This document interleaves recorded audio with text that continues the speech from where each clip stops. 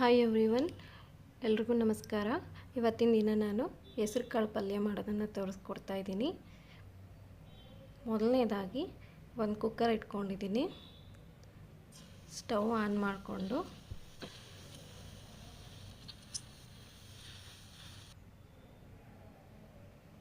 ಇವಾಗ ಇದರಲ್ಲಿ ಒಂದು ಲೋಟ ನೀರು ಹಾಕ್ತಾಯಿದ್ದೀನಿ. ಹಾಗೆ ಒಂದು ಬೌಲು ಹೆಸರು ಕಾಳು ಅಥವಾ ಮೂಂಗ್ ಗ್ರಾಮ್ಸ್ ಅಂತ ಕರೀತಾರೆ, ಅಥವಾ ಮೂಂಗ್ ಬೀನ್ಸ್ ಅಂತ ಕರೀತಾರೆ. ಈ ರೀತಿಯಾಗಿರೋ ಕಾಳುಗಳನ್ನು ಹಾಕ್ಕೊಂಡಿದ್ದೀನಿ. ಮೂಂಗ್ ದಾಲ್ ಅಂತಲೂ ಹೇಳ್ಬೋದು, ಅಥವಾ ಹೆಸರು ಕಾಳು ಅಂತ ಕರಿತೀವಿ ಕನ್ನಡದಲ್ಲಾದರೆ. ಇಂಗ್ಲೀಷಲ್ಲಾದರೆ ಮೂಂಗ್ ದಾಲ್.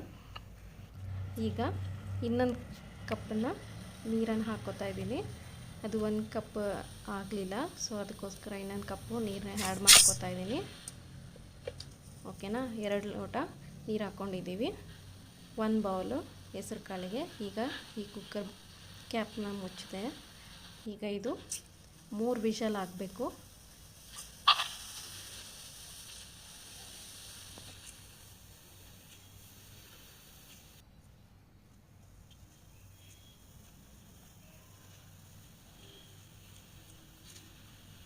ಇದು 3 ವಿಷಲ್ ಆಯಿತು ಅಂದರೆ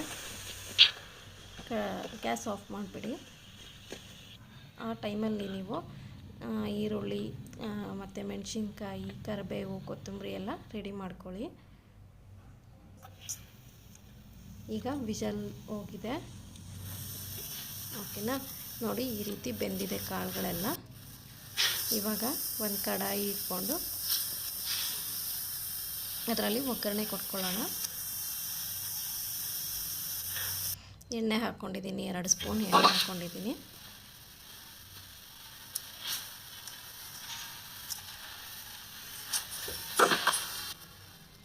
ಈಗ ಸಾಸಿವೆ ಹಾಕ್ಕೋತಾ ಇದ್ದೀನಿ. ನೋಡಿ, ಅರ್ಧ ಸ್ಪೂನ್ ಸಾಸಿವೆ ತೊಗೊಂಡಿದ್ದೀನಿ ಅಷ್ಟೇ. 2 ಸ್ಪೂನ್ ಎಣ್ಣೆಗೆ 1/2 ಸ್ಪೂನ್ ಅಂದರೆ ಅರ್ಧ ಸ್ಪೂನು ಸಾಸಿವೆ ಹಾಕ್ಕೊಂಡಿದ್ದೀನಿ. ಇದು ನಾವು 4 ಜನಕ್ಕೆ ಮಾಡ್ತಾ ಇರೋವಂಥದ್ದು. ಈಗ 1/2 ಸ್ಪೂನ್ ಜೀರಿಗೆ ಹಾಕ್ಕೋತಾ ಇದ್ದೀನಿ.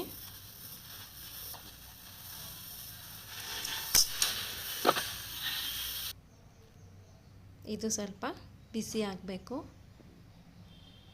ಆಲ್ರೆಡಿ ಬಿಸಿ ಆಗಿದೆ, ಆದರೆ ಸಾಸಿವೆ ಮತ್ತು ಜೀರಿಗೆ ಸ್ವಲ್ಪ ಚಿಟಪಟ ಅಂತ ಸಿಡಿಬೇಕು. ಆವಾಗಲೇ ಇದು ಟೇಸ್ಟ್ ಬರೋದು. ಹಾಗೆ ಮೇಲೆ ಮೇಲೆ ಹಾಕ್ತಾಯಿದ್ರೆ ಟೇಸ್ಟ್ ಬರೋಲ್ಲ. ಈಗ ಬೆಳ್ಳುಳ್ಳಿ ಇದೆ, ಬೆಳ್ಳುಳ್ಳಿನ ಕುಟ್ಕೊಂಡು ಅಂದರೆ ಸ್ವಲ್ಪ ಸ್ಮ್ಯಾಶ್ ಮಾಡಿ ಹಾಕ್ಕೋಬೇಕು. ನೋಡಿದ್ರೆ ಮೆಣಸಿನ್ಕಾಯಿ, ಈರುಳ್ಳಿ, ಕರಿಬೇವು, ಕೊತ್ತಂಬರಿ ರೆಡಿ ಮಾಡ್ಕೊಂಡಿದ್ದೀನಿ. ಈಗ ಬೆಳ್ಳುಳ್ಳಿನ ಸ್ಮ್ಯಾಶ್ ಮಾಡ್ತಾಯಿದ್ದೀನಿ. ಒಂದು ಕುಟ್ಟೋದಿರುತ್ತಲ್ಲ ಅದರಲ್ಲಿ ಸ್ಮ್ಯಾಶ್ ಮಾಡಿಕೊಂಡೆ. ಈಗ ಇದನ್ನು ಬೆಳ್ಳುಳ್ಳಿನ ಈ ಕಡಾಯಿ ಒಳಗೆ ಎಣ್ಣೆ ಸ್ವಲ್ಪ ಕಾಯಲಿ ಅಂತ ಗ್ಯಾಸ್ ಸ್ಟವ್ನ ಆನ್ ಮಾಡ್ಕೊಂಡಿದ್ದೀನಿ. ಜಾಸ್ತಿ ಮಾಡಿಕೊಂಡೆ.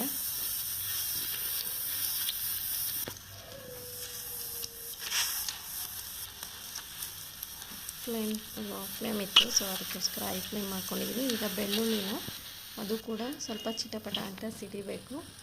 ನೋಡಿದ್ರೆ ಕಾಯ್ತಾ ಇದೆ ಅದರಲ್ಲಿ. ಆವಾಗ ಅದು ಒಳ್ಳೆ ಸ್ಮೆಲ್ ಬರುತ್ತೆ, ತುಂಬ ಚೆನ್ನಾಗಿರುತ್ತೆ ಆ ಸ್ಮೆಲ್ ಕುಡಿಯೋದು. ಥರ ಏನೋ ಮನೆಯೆಲ್ಲ ಘಮ ಘಮ ಅಂತಿರುತ್ತೆ. ಇವಾಗ ಕರಿಬೇವು ಹಾಕ್ಕೊಂಡಿದ್ದೀನಿ. ಒಂದು 8 ಹೆಸರು ಹಾಕಿದರೆ ಚೆನ್ನಾಗಿರುತ್ತೆ. ಮೆಣಸಿನ್ಕಾಯಿ, ಈರುಳ್ಳಿ, ಕೊತ್ತಂಬರಿ. ಈಗ ಆಲ್ರೆಡಿ ಬೆಳ್ಳುಳ್ಳಿ ಮತ್ತು ಕರಿಬೇವು ಹಾಕ್ಕೊಂಡಿದ್ದೀನಿ. ಈಗ ಮೆಣಸಿನ್ಕಾಯಿ ಹಾಕ್ಕೋತಾ ಇದ್ದೀನಿ. ಮೆಣಸಿನ್ಕಾಯಿ ಸ್ವಲ್ಪ ಫ್ರೈ ಆಗಬೇಕು. ಸೌಟನ್ನು ಆ ಕಡೆ ಈ ಕಡೆ ಅಂತ ಇರಬೇಕು, ಇಲ್ಲಾಂದರೆ ಒಂದೇ ಕಡೆ ಬೇಯ್ತಾ ಇರುತ್ತೆ. ಇವಾಗ ಈರುಳ್ಳಿ ಆ್ಯಡ್ ಮಾಡಿದ್ದೀನಿ. ಸ್ವಲ್ಪ ನಾನು ಒಣಮೆಣ್ಸಿನ್ಕಾಯಿ ಕೂಡ ಹಾಕ್ಕೊಂಡಿದ್ದೀನಿ. ಯಾಕೆ ಅಂದರೆ ನಮ್ಮದು ಮೆಣಸಿನ್ಕಾಯಿ ಅಷ್ಟೊಂದು ಖಾರ ಇರಲಿಲ್ಲ, ಅದಕ್ಕೋಸ್ಕರ 1-2 ಒಣಮೆಣ್ಸಿನ್ಕಾಯಿ ಕೂಡ ಹಾಕ್ಕೊಂಡಿದ್ದೀನಿ.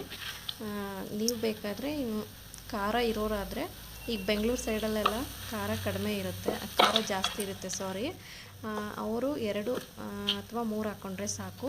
ಈ ಕಡೆ ನಮ್ಮ ಬೇರೆ ಬೇರೆ ಒಂದೊಂದು ಕಡೆ ಒಂದೊಂದು ಥರ ಮೆಣಸಿನ್ಕಾಯಿ ಸಿಗೋದ್ರಿಂದ ಬೆಂಗಳೂರು ಸೈಡವರೆಲ್ಲ ಆಲ್ಮೋಸ್ಟ್ 2 ಅಥವಾ 3 ಹಾಕಿದರೆ ಸಾಕು. ಈ ಕಡೆ ಎಲ್ಲ ನಾನು 4 ಜನಕ್ಕೆ ಮಾಡ್ತಾ ಇರೋದ್ರಿಂದ 6 ಅಥವಾ 8 ಮೆಣಸಿನ್ಕಾಯಿ ಹಾಕಿದರೆ ಸಾಕು. ತುಂಬ ಖಾರ ಇರೋದು ಇರುತ್ತೆ, ಖಾರ ಇಲ್ಲದೆ ಇರೋದು ಇರುತ್ತೆ.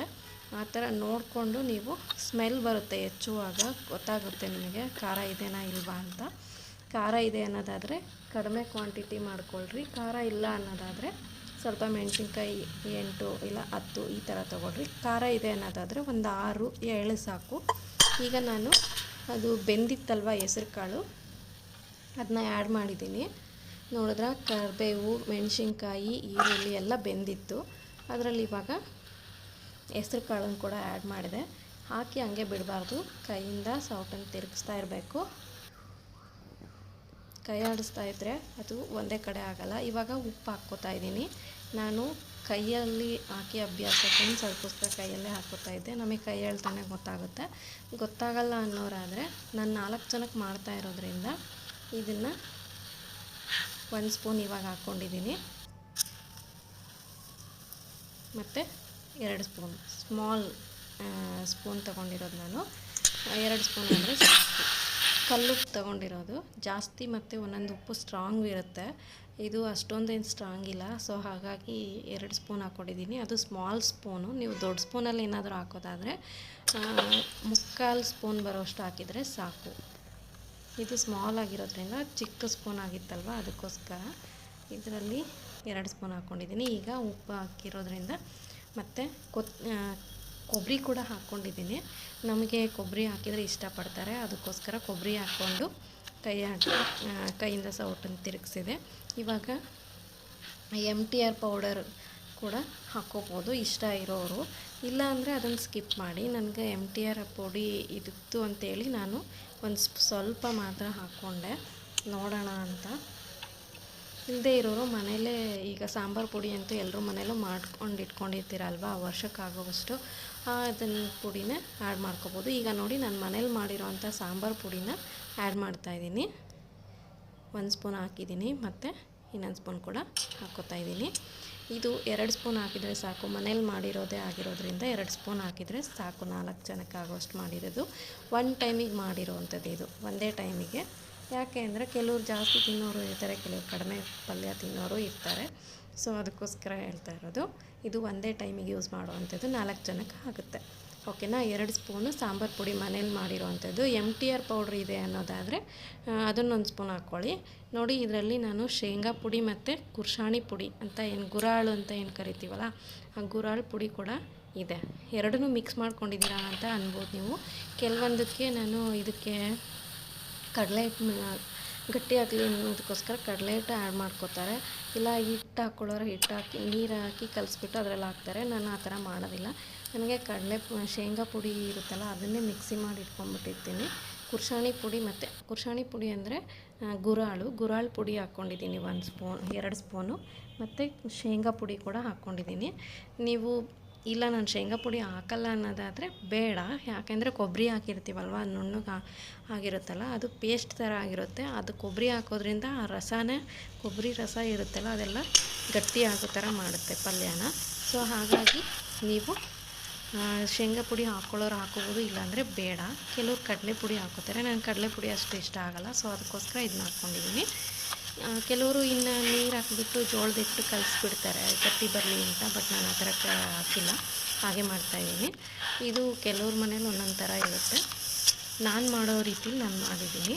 ನೋಡಿ, ಇದೇ ಈಸಿ ಅಂತ ನನಗೆ ಅನ್ನಿಸ್ತು, ಅದಕ್ಕೋಸ್ಕರ ಇದನ್ನು ನಿಮಗೆ ತೋರಿಸ್ಕೊಡ್ತಾ ಇರೋದು. ಈಗ ಅದೆಲ್ಲ ಆಯಿತು ಹಾಕಿದ್ದು. ಗುರಾಳ್ ಪುಡಿ 2 ಸ್ಪೂನ್ ಹಾಕಿದ್ದೀನಿ, ಶೇಂಗಾ ಪುಡಿ 1 ಸ್ಪೂನ್ ಹಾಕಿದ್ದೀನಿ. ಈಗ ಇದೆಲ್ಲ ಸೌಟನ್ನು ಕೈ ಆಡಿಸ್ತಿರಬೇಕು, ಇಲ್ಲ ಅಂದರೆ ಕೆಳಗಡೆ ಕಡಾಯಿ ಸೀದೋಗುತ್ತೆ. ಅದಕ್ಕೋಸ್ಕರ ಮತ್ತು ಪಲ್ಯ ಎಲ್ಲ ಸೀದ್ಬಿಡುತ್ತೆ. ಆವಾಗವಾಗ ನೀವು ಸೌಟಿಂದ ಕೈ ಆಡಿಸ್ತಿರಬೇಕು, ಇಲ್ಲಾಂದರೆ ಕೆಳಗಡೆ ಒತ್ತಿಬಿಡುತ್ತೆ. ಇವಾಗ ಎಲ್ಲ ನಮ್ಮ ಪಲ್ಯ ರೆಡಿಯಾಗಿದೆ. ನಾನೀಗ ಅದಕ್ಕೆ ಲಾಸ್ಟಲ್ಲಿ ಕೊತ್ತಂಬರಿ ಸೊಪ್ಪನ್ನು ಉದುರಿಸ್ಕೊತಾ ಇದ್ದೀನಿ. ಏನಪ್ಪ ಹುಣಸೆ ಹುಳಿ ಹಿಂಡಲ್ವಾ ಅಂತ ನೀವು ಕೇಳ್ಬೋದು. ನಾವು ಹುಣಸೆ ಹುಳಿ ಪಲ್ಯಕ್ಕೆ ಆಲ್ಮೋಸ್ಟ್ ಹಾಕೋದು ಕಡಿಮೆನೇ, ಕೆಲವೊಂದಕ್ಕೆ ಆ್ಯಡ್ ಮಾಡ್ತೀವಿ, ಕೆಲವೊಂದಕ್ಕೆ ಆ್ಯಡ್ ಮಾಡಲ್ಲ. ಸೊ ಹಾಗಾಗಿ ನಾನು ಇದಕ್ಕೆ ಹುಣಸೆ ಹುಳಿ ಹಾಕಿಲ್ಲ. ಕೆಲವರು ಟೊಮೊಟೊನೂ ಹಾಕೋತಾರೆ, ನನಗೆ ಟೊಮೊಟೊನೂ ಅಷ್ಟೇ ಆ್ಯಡ್ ಮಾಡೋಕ್ಕೆ ಇಷ್ಟ ಆಗಲ್ಲ, ಮತ್ತು ಹುಣಸೆ ಹುಳಿ ಕೂಡ ಹಾಕಿಲ್ಲ. ಬೇಕಾದರೆ ನೀವು ಇದನ್ನು ಮಾಡಿ ನೋಡಿ ಫ್ರೆಂಡ್ಸ್, ನಿಮಗೆ ಗೊತ್ತಾಗುತ್ತೆ, ತುಂಬ ಚೆನ್ನಾಗಿರುತ್ತೆ ಪಲ್ಯ. ಓಕೆನಾ? ಈಗ ಇದನ್ನು ಮುಚ್ಚೋಣ.